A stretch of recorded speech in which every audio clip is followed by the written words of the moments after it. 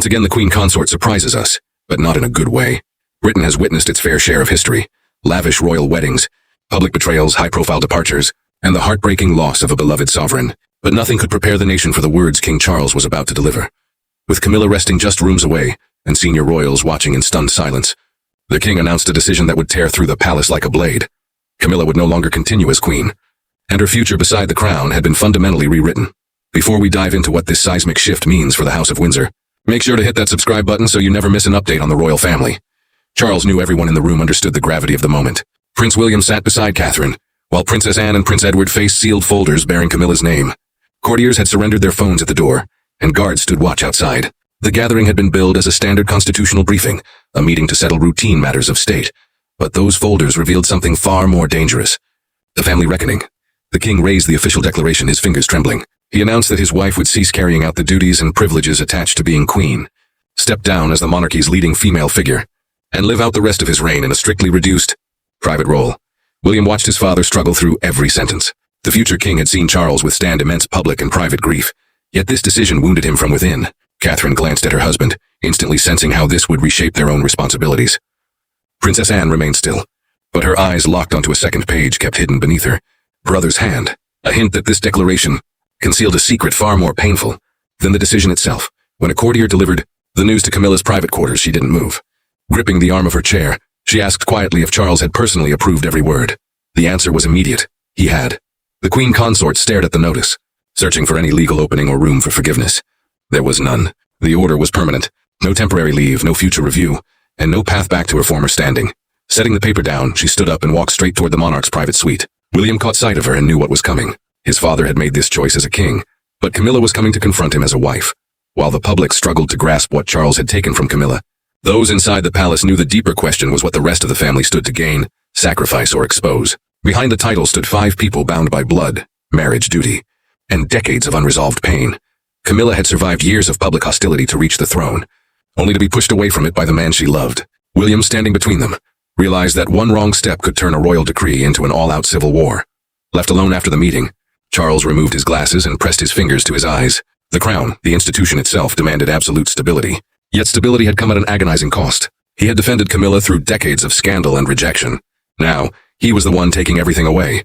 For Camilla, losing her place wasn't just a shift in administrative duty. It felt like total abandonment. She turned away staff, sat beside her folders, and demanded to speak only to Charles. Outside her door, William paused, hand raised to knock. He still carried old wounds regarding her place in his father's life, but hearing her voice break inside left him torn between lingering resentment and sudden pity. He lowered his hand and walked away. The king was unraveling behind one door, his wife behind another, and the heir to the throne could protect neither without betraying the other.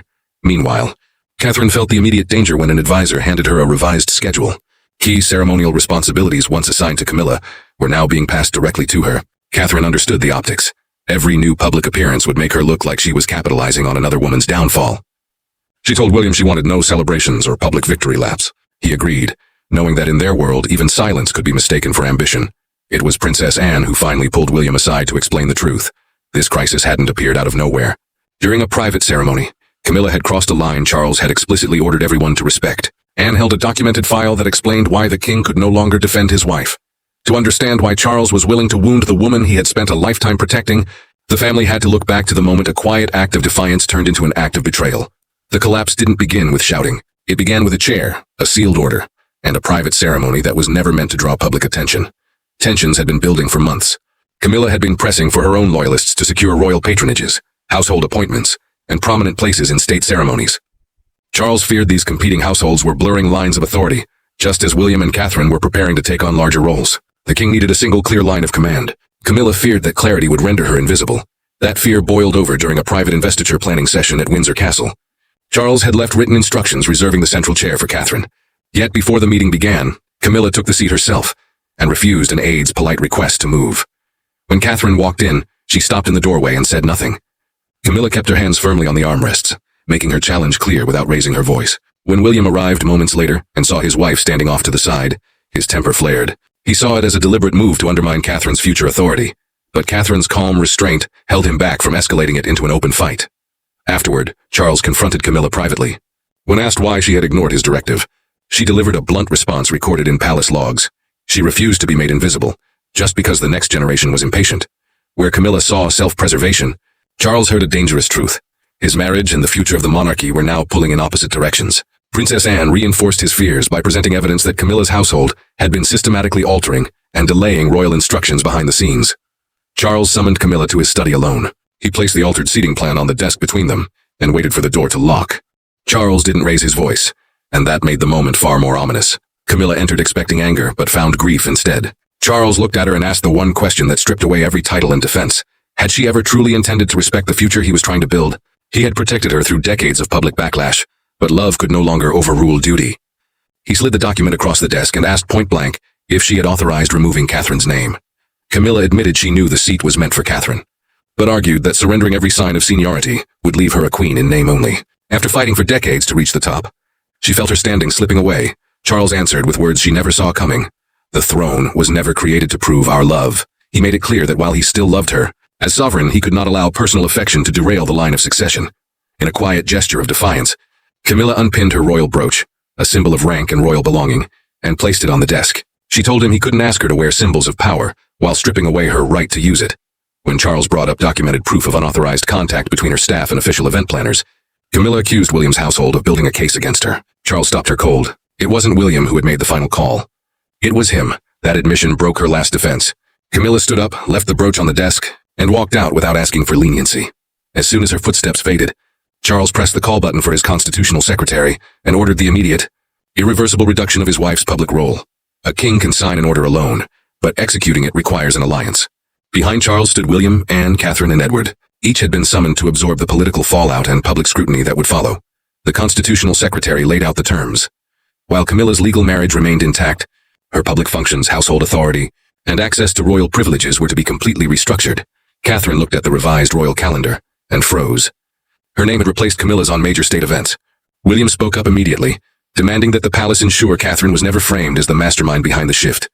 Princess Anne held the line, reminding Charles that protecting Camilla from consequences would destroy his own credibility as king. Authority only exists if the rules apply to everyone, even the queen. Ensure the decision could never be reversed during a moment of weakness. Charles signed a second decree, transferring full operational control of Camilla's public life to the sovereign's central office. Within hours, the reality set in. Engagements were erased. Briefing folders stopped coming. Staff members were reassigned. Camilla walked into her office to find archival boxes lined up against the wall. A courtier informed her the rooms had to be cleared by evening. Refusing to touch a single box, Camilla watched as her court calendar was wiped clean, and her press team was stripped of its independence. When an aide reached for a framed photograph of Charles, Camilla stepped in, taking it into her own hands. That night, Charles sent no advisors. Instead, he sent a simple, handwritten note asking her to meet him in the small garden room at dawn. At dawn, there were no guards, no secretaries, and no advisors. Charles arrived first. Camilla walked in minutes later, holding the photograph from her desk. For the first time in decades, they were not king and queen. Just two people facing the realization that while their love had survived the world, it couldn't survive the crown. Charles made his position clear. He still loved her, but he would not allow private affection to threaten the succession or split the family. Camilla admitted that fear had driven her actions, fear that Catherine's rise would erase everything she had sacrificed to get there. Then Camilla offered a quiet surrender. She agreed to step back from all ceremonial rivalries and cease contesting Catherine's position. She asked for no public reversals or hidden promises. Charles offered terms of his own. She would remain his wife, retain a protected private residence, and keep her personal dignity. But her public life as queen was over. Camilla took the brooch she had left behind the day before, placed it in Charles's hand, and closed his fingers over it. By breakfast, news of the announcement had reached every corner of the globe. Broadcasters interrupted regular programming to report that while Camilla remained the king's wife, her public and ceremonial roles as queen had officially ended. Public reaction was instant and divided. Some praised Charles for putting the monarchy ahead of personal relationships, while others condemned him for sacrificing his wife to preserve an institution. Outside Buckingham Palace, crowds gathered in total silence. When Catherine made her first public appearance in a role previously assigned to Camilla, William's directive was clear: no celebrations, no briefing against anyone, and absolute dignity. The transition had to look like continuity, not a coup. At the next major state service, the public saw the new reality clearly for the first time. Charles walked at the head of the procession alone. Catherine followed as the principal female royal, with William beside her. Camilla was nowhere to be seen. Returning to his private apartments after the service, Charles found Camilla waiting. No officials entered and no titles were discussed. The king sat down beside her, and she took his hand. Their love had endured, but her reign was over. What do you think of King Charles's decision? Did he do the right thing for the future of the monarchy, or was the price too high? Let us know your thoughts in the comments below, And don't forget to like and subscribe for more deep dives into royal history.